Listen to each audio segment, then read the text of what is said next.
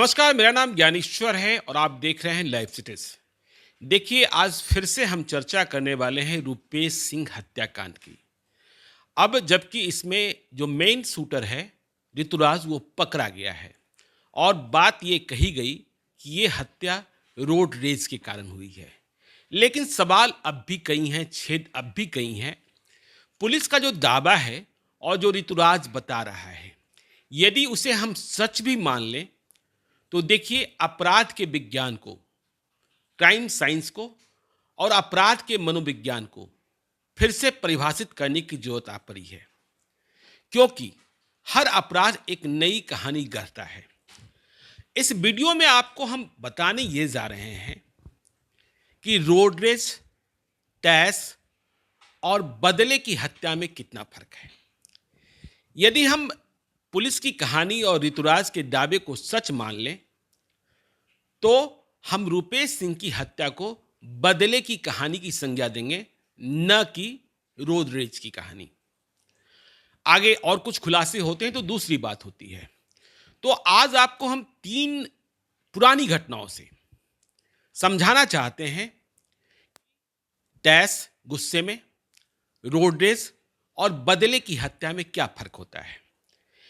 इन चर्चाओं में हम शामिल करेंगे 1947 मतलब 1947, आज़ादी के ठीक पहले बिहार प्रदेश कांग्रेस के अध्यक्ष अब्दुल बारी की हत्या की कहानी को। इसके बाद हम शामिल करेंगे 1999 1999 में दिल्ली में मॉडल और बार टेंडर कह लीजिए या जो कह लीजिए आप उन्हें, बारमेड कह लीजिए, जेसिका लाल की हत्या की कहानी को। फिर इसके बाद गया के चर्चित 2016 के आदित्य सचदेवा के रोड रेज में हुए मर्डर को, और आखिर में इससे हम नतीजे पर पहुंचेंगे, परिणति पर पहुंचेंगे कि इन कहानियों से कैसे अलग है रूपेश सिंह पटना में इंडिगो के स्टेशन हेड की हुई हत्या। तो हम चर्चा शुरू करते हैं। देखिए, यह चर्चा तब की है जब हमारा जन्म भी नहीं हुआ था। आप में से जो कई लोग हमारे दर्शक हैं वे भी जन्म नहीं लिए होंगे। आज़ादी के ठीक पहले की बात है। प्रोफेसर अब्दुल बारी मूल रूप से प्रोफेसर थे, लेकिन राजनीति में थे और बिहार प्रदेश कांग्रेस के अध्यक्ष थे। 1936 में वे प्रोविंशियल इलेक्शंस जब हुए थे तो एमएलए भी बन गए थे और 1946 में वे बिहार प्रदेश कांग्रेस के अध्यक्ष बने थे डॉक्टर राजेंद्र प्रसाद के कहने पर। इसके साथ ही सुभाष चंद्र बोस के कहने पर वे टाटा वर्कर्स यूनियन जमशेदपुर में वहां के प्रेसिडेंट बने थे और मजदूरों की बड़ी लड़ाई लड़ी थी। प्रोफेसर अब्दुल बारी, जिनका जन्म 1892 में हुआ था, वे मूल रूप से कोइलवर के मलिक फैमिली से वास्ता रखते थे। हालांकि उनका जो पैतृक गांव था वो जहानाबाद के कंसुआ में था। तो प्रोफेसर अब्दुल बारी, भारत आजाद होने की ओर बढ़ चला था। आजादी के पहले देश के कई शहरों में दंगा फसाद हो रहा था, जिसमें पटना भी शामिल था। महात्मा गांधी पटना आए हुए थे और पटना में दंगा फसाद की शांति के लिए उन्होंने जमशेदपुर से अब्दुल बारी को पटना आने को कहा, जो बिहार प्रदेश कांग्रेस के अध्यक्ष थे। अब्दुल बारी जमशेदपुर से चल दिए। देखिए, ये उस वक्त का वाकया है जब बहुत कुछ सुगम नहीं था, सीबीआई तो दूर दूर तक नहीं था। 28 मार्च 1947, फिर से तारीख नोट कीजिए, 28 मार्च 1947 को प्रोफेसर अब्दुल बारी, जो जमशेदपुर से पटना आ रहे थे, उनकी हत्या गोली मारकर फतुआ, पटना जिले में है, रेलवे फाटक के पास कर दी जाती है, रेलवे क्रॉसिंग के पास। महात्मा गांधी से मिलने आ रहे थे। अब आप समझ सकते हैं, देश आजादी की ओर बढ़ चला था और इस बीच बिहार प्रदेश कांग्रेस के अध्यक्ष प्रोफेसर अब्दुल बारी की हत्या फतुआ में गोली मारकर कर दी जाती है। अब बड़ा हंगामा खड़ा हो गया। कांग्रेस के ही कई नेताओं का नाम सामने आने लगा, क्योंकि देश आजाद हो रहा था, बिहार की बागडोर किसी को दी जानी थी। कांग्रेस के बड़े बड़े जो लोग थे उनके नाम उछलने लगे। लेकिन प्रोफेसर अब्दुल बारी के परिवार की स्थिति ऐसी नहीं थी कि जनाजा निकालने के लिए भी पैसा हो, सुपुर्द खाक के लिए भी पैसा हो। महात्मा गांधी स्वयं इतने आहत हो गए थे इस हत्याकांड से कि वे प्रोफेसर अब्दुल बारी के घर कोइलबर चले गए थे। बाद में उन्हें यहाँ पटना के पिरमोहानी कब्रिस्तान में दफनाया गया था। देखिए, अब ये घटना थी 28 मार्च 1947 की। देश आज़ाद नहीं हुआ था। जो पुलिस का ट्रांसफॉर्मेशन था ब्रिटिश पुलिस से इंडिया पुलिस, यह भी पूर्ण रूप से नहीं हुआ था। कोई सीबीआई की तो बात ही नहीं थी। आज जैसे हर बात में सीबीआई की डिमांड कर दी जाती है। बवाल चलता रहा, लेकिन आखिर तक यह पता नहीं किया जा सका कि प्रोफेसर अब्दुल बारी की हत्या किसने की। देश आज़ाद हो गया, बिहार में प्रथम मुख्यमंत्री बन गए, कांग्रेस की बागडोर नए लोगों के पास चली गई, लेकिन ज्ञात नहीं हो सका। देखिए, अब आगे क्या, क्यों इस कहानी को हम सुना रहे हैं, क्यों तैश की बात हम कर रहे हैं, क्यों इसे हम रुपेश सिंह के मर्डर केस से जोड़ रहे हैं। सुरेंद्र किशोर बिहार के बड़े पत्रकार हैं। अभी उन्होंने 75 साल पूरे किए हैं अपनी जिंदगी की। हम उन्हें दीर्घायु होने की शुभकामनाएं देते हैं। हम सभी उनके शिष्य परंपरा के लोग हैं। सुरेंद्र किशोर ने अब्दुल बारी की हत्या के संदर्भ में एक टिप्पणी लिखी है। वैसे भी हम लोग उन्हें इंसाइक्लोपीडिया ऑफ बिहार जर्नलिज्म कहते हैं। तो अब्दुल बारी की हत्या की गुत्थी तो सुलझी नहीं थी। सुरेंद्र किशोर लिखते हैं कि अब से कई दशक पहले उनकी मुलाकात पटना के गांधी संग्रहालय में रजी अहमद साहब के सामने प्रोफेसर अब्दुल बारी के निजी सचिव से हुई थी, मतलब प्राइवेट सेक्रेटरी से, जो तब जिंदा रहे होंगे अब्दुल बारी साहब, तब उनके साथ रहे होंगे। तो उन्होंने 28 मार्च 1947 की घटना का जिक्र किया। उन्होंने बताया कि देखिए, हुआ ये था कि महात्मा गांधी से मिलना पटना में था, आने में देर हो रही थी। जब फतुहा में रेलवे क्रॉसिंग के पास पहुंचे तो रेलवे फाटक बंद था। अब्दुल बारी साहब इस बात से चिंतित थे कि बापू से, राष्ट्रपिता से मिलने का समय निकला चला जा रहा है। तो वे गाड़ी से नीचे उतरे और उन्होंने रेलवे फाटक खोलने को कहा। गोरखा के जवान थे, तो गोरखा के जवान ने रेलवे फाटक खोलने से मना कर दिया। और जब मना कर दिया तो अब्दुल बारी साहब को महात्मा गांधी से मिलने की जल्दी इतनी थी, पटना में दंगा भी था, कि वे गुस्से में आ गए और उन्होंने 2 थप्पड़ उस गोरखा जवान को रसीद कर दिया, मतलब मार दिया 2 थप्पड़।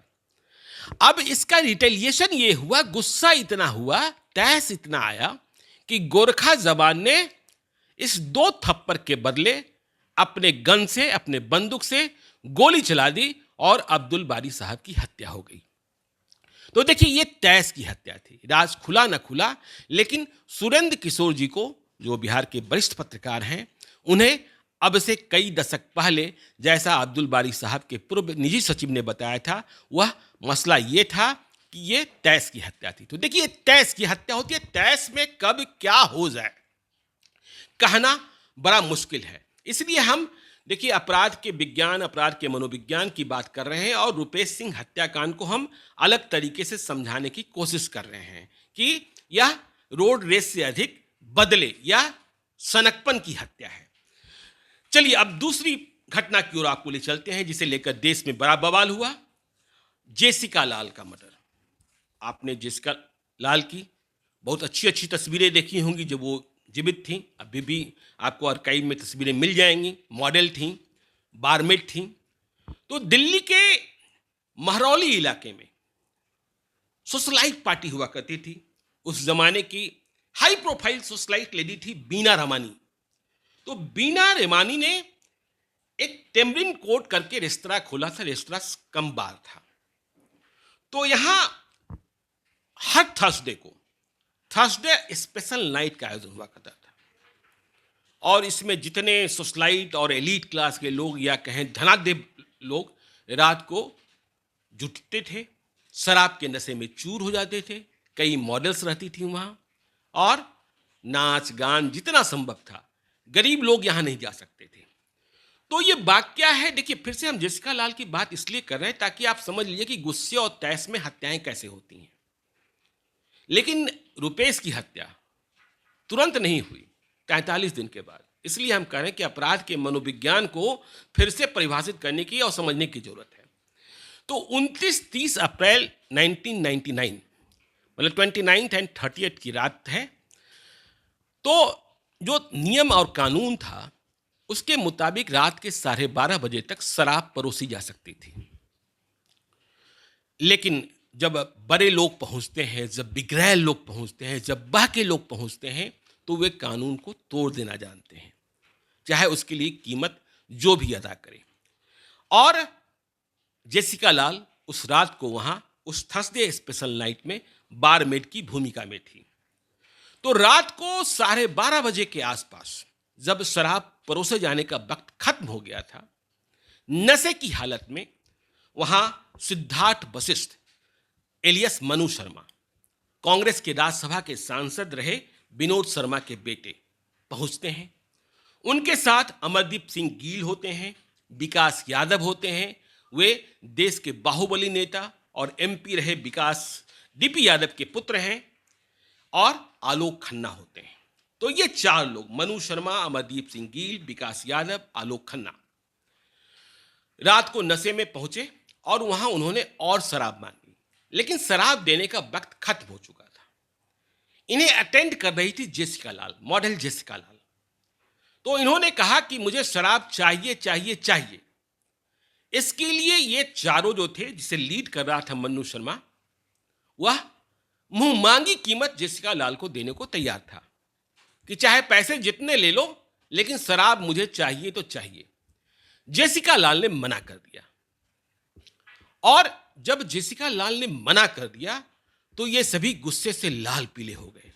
उन्हें लगा हमारी तो बेइज्जती हो गई, हमारी इतनी भी हस्ती नहीं कि हम रात को 1 बजे शराब खरीद सकें, और यह लड़की जो जेसिका लाल है, मॉडल है, बारमेड है, वह मुझे शराब नहीं देगी। तो इस गुस्से में मनु शर्मा ने क्या किया कि मनु शर्मा के पास .22 बोर का पिस्टल था। मनु शर्मा ने पहली फायर जो करी वह सीलिंग में लगी, मतलब उस रेस्तरां की छत में, वो फॉल सीलिंग थी या जो भी थी। तो फायर होते ही जेसिका लाल संभल थी, इसके पहले मनु शर्मा ने दूसरी गोली दाग दी जो सीधे जेसिका लाल के गर्दन में जाकर लग गई और जेसिका लाल ने दम तोड़ दिया। जेसिका लाल की अब यह घटना पूरे देश में हंगामा मच गया। फिर बाद में कन्विक्शन भी हुआ, पहले लोग छूट भी गए। हम इस मसले को आपको इसलिए समझाना चाहते हैं कि यह मसला भी तैश की हत्या का है, यह मसला भी गुस्से की हत्या का है। जैसे हमने आपको बताया अब्दुल बारी की हत्या का मसला, कि अब्दुल बारी के कहने पर जब गोरखा के जमान ने रेलवे का फाटक नहीं खोला तो अब्दुल बारी ने 2 थप्पड़ रसीद कर दिए। हालांकि अब्दुल बारी किसी नशे में नहीं थे, अब्दुल बारी कोई बिगड़े हुए नहीं थे, वे स्वतंत्रता संग्राम के योद्धा थे। लेकिन उन्हें महात्मा गांधी से मिलने की हड़बड़ी थी। उन्हें लग रहा था कि देर हो रही है, रेलवे फाटक खोला जा सकता है, नहीं खोला गया, 2 थप्पड़ रसीद कर दिए और गुस्से में आकर गोरखा जवान ने गोली चला दी और अब्दुल बारी साहब की मौत हो गई। ठीक इसी तरीके से यहाँ जेसिका लाल मसले में मनु शर्मा, विकास यादव, अमरदीप सिंह गील और आलोक खन्ना को लगा क्या हमारी हैसियत इतनी भी नहीं कि रात को 2 बजे हम शराब पीना चाहें तो शराब मुझे नहीं देगी, शराब मुझे नहीं मिलेगी। जेसिका लाल ने मना क्यों किया, हम तो पैसे भी देने को तैयार थे। तो हत्या कर दी जाती है। तो गुस्सा और तैश। अब देखिए रोड रेज अपने बिहार का ही मसला है गया जिले का। तब गरिमा मलिक गया की सीनियर एसपी हुआ करती थी। 7 मई 2016 को आदित्य सचदेवा, बिजनेसमैन श्याम सचदेवा के पुत्र, 12वीं क्लास के छात्र, उनकी हत्या गया में रोड रेज में कर दी जाती है। मात्र उम्र जो है मात्र 19 साल। और कैसे, क्यों? बस इतने के लिए कि गाड़ी, यदि हमने कहा कि नहीं मेरे पीछे चलो, हम आगे चलेंगे, तो इसने कैसे गाड़ी को ओवरटेक करने की हिम्मत कर ली। अब गोली किसने मारी? तो देखिए बिंदी यादव अब तो रहे नहीं, स्वर्गवास हो गया पिछले साल। दबंग रहे हैं, उनकी पत्नी मनोरमा देवी जेडीयू की एमएलसी हैं। तो इनका बेटा रॉकी यादव, साथ में टेनी यादव था, राजेश कुमार भी था, बाद में सजा तो बिंदी यादव की हुई, दूसरा मसला था। तो रात को आदित्य सचदेवा अपनी गाड़ी से जा रहे थे और उसी रास्ते पर रॉकी यादव, जिसके पास रिवॉल्वर था, लाइसेंसी रिवॉल्वर था, वह भी जा रहा था। रॉकी यादव नशे में थे, क्या थे, जो भी, खैर छोड़िए। तो खैर आदित्य सचदेवा ने गाड़ी की स्पीड बढ़ाई और उसे लगा कि इस गाड़ी को, जिस पर रॉकी यादव सवार था, यह तो पता था नहीं कि इस पर रॉकी यादव सवार है, बिंदी यादव का बेटा सवार है, मनोरमा देवी का बेटा सवार है। उसने ओवरटेक करने की कोशिश करी। ओवरटेक करने की कोशिश के दौरान कभी आगे कभी पीछे, आखिरकार उसने ओवरटेक कर लिया। लेकिन इस ओवरटेक को देख रॉकी यादव का गुस्सा जो है लाल लाल हो गया। कौन है ये लड़का, कौन है ये आदमी जिसने मेरी गाड़ी को ओवरटेक कर लिया? तो उसने रिवॉल्वर निकाला, रिवॉल्वर या पिस्टल जो भी होगा, उसने गोली दाग दी और लगातार गोली दागी ताकि गाड़ी रुक जाए। गाड़ी रुक गई। अब आदित्य सचदेवा की गोली चलने के बाद तो किसी के भी होश फाख्ता हो जाते हैं। इसके बाद रॉकी यादव और उसके जो साथी हैं टेनी यादव और जो भी थे, वे अपनी गाड़ी से नीचे उतरे और बुरी तरीके से पहले मारा आदित्य सचदेवा को, उस 19 साल के बच्चे को, केवल इस दोष में कि तुमने गाड़ी ओवरटेक कैसे करी। पहले इतना मारा पीटा, इससे भी मन नहीं भरा तो आखिर में गोली मार दी, जिससे आदित्य सचदेवा की मौत हो गई। और यह रोड रेज, जिसे गया रोड रेज कहा गया, पूरे देश में हंगामा मच गया, क्योंकि इसमें मनोरमा देवी जेडीयू की एमएलसी थी। हंगामा मच गया, फरारी हुई, फिर आत्मसमर्पण हुआ, बेल हुआ, फिर बेल टूटा, इतनी सारी। तो देखिए ये रोड रेज, ये वास्तविक रोड रेज है जिसमें सड़क पर ही फैसला हो गया। जो कुछ होना था सड़क पर ही हो गया। तो आपने देखा कि अब्दुल बारी की हत्या गुस्से में हुई, जेसिका लाल की हत्या गुस्से में हुई, आदित्य सचदेवा की हत्या रोड रेज में, वास्तविक रोड रेज में हुई। अब देखिए हम रूपेश सिंह पर आते हैं। क्यों इन तीनों हत्याकांडों से हमने रूपेश सिंह के मर्डर केस को छोड़ा? पुलिस कहती है कि रोड रेज के कारण, और वह भी रोड रेज कब? 29 नवंबर 2020 को, और हत्या होती है 12 जनवरी 2021 को, 43 दिनों बाद। तो देखिए इसे हम रोड रेज नहीं कहे। रोड रेज पर फैसला जो है वो सड़क पर हो जाता है, सड़क पर ही फैसला होता है। अब यदि पुलिस की थ्योरी सही है, अपराधी सही है, क्योंकि पुलिस कह रही कि मेरे पास इसने टेक्निकल और साइंटिफिक एविडेंस है जो ये सपोर्ट करते हैं कि गोली ऋतुराज ने ही चलाई है, जिसे गिरफ्तार किया गया है। उसने कबूलनामा भी किया है, मीडिया के सामने कबूलनामा भी किया है। तो देखिए मेरा कहना यह है कि यदि यह सही है तो अपराध के मनोविज्ञान को समझने की जरूरत है कि समय के हिसाब से अपराध का मनोविज्ञान बदला है, और इसी कारण से पटना में कई तरीके की बातें भी लोग सोशल मीडिया पर करने लगे हैं। जैसा मैंने आपको पहले बताया कि रोड रेज पर फैसला सड़क पर हो जाता है। अब लोग पूछने लगे हैं कि बताइए मेरे साथ राह चलते किसी की नुक्ताचीनी हुई, रोड रेज हो गया, गाड़ी में खरोच लग गई, इसको लेकर कहासुनी हो गई, बाताबाती हो गई, तो हम कब तक माने कि मेरी हत्या नहीं हो सकती है? या हम कैसे मान लें कि यदि यहां से अभी हम निकल भी लिए तो बाद में मेरी हत्या नहीं हो जाएगी? तो ये एक बहस का मुद्दा है, इसलिए हम कह रहे हैं अपराध के मनोविज्ञान को समझने की जरूरत है। तो 29 नवंबर 2020 को रोड रेज और 12 जनवरी 2021 को हत्या। इसके लिए रेकी किया जाना, 4 बार अटेम्प्ट किया जाना, 5वीं बार में लगातार गोलियां चलाकर मार देना। तो देखिए इसे रोड रेज मत मानिए, फिर ये बदला।